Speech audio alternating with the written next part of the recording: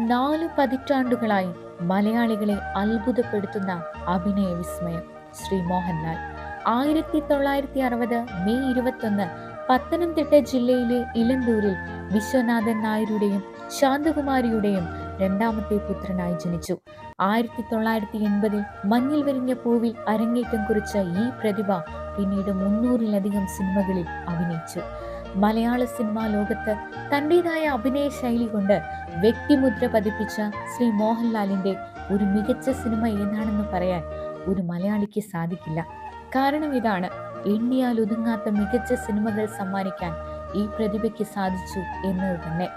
മലയാള സിനിമയ്ക്ക് പുറമെ തമിഴ്, ഹിന്ദി, തെലുങ്ക്, കന്നഡ എന്നീ ഭാഷകളിലും തന്റെ അഭിനയ മികവ് തെളിയിക്കാൻ ഇദ്ദേഹത്തിന് സാധിച്ചു.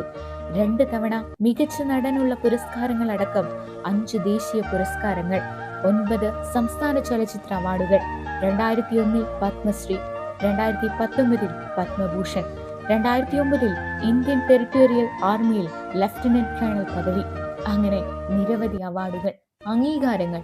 ഇപ്പോൾ ഇതാ ഇന്ത്യൻ ചലച്ചിത്ര രംഗത്തെ പരമോന്നത ബഹുമതിയായ 2023 ദാദാ സാഹിബ് ഫാൽക്കെ അവാർഡും ഈ മഹാനടന് സ്വന്തം.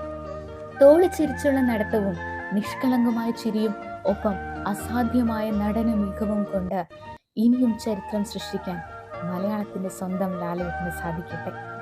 വീഡിയോ ഇഷ്ടപ്പെട്ടാൽ സബ്സ്ക്രൈബ് ചെയ്യാൻ മറക്കില്ല. Thank you.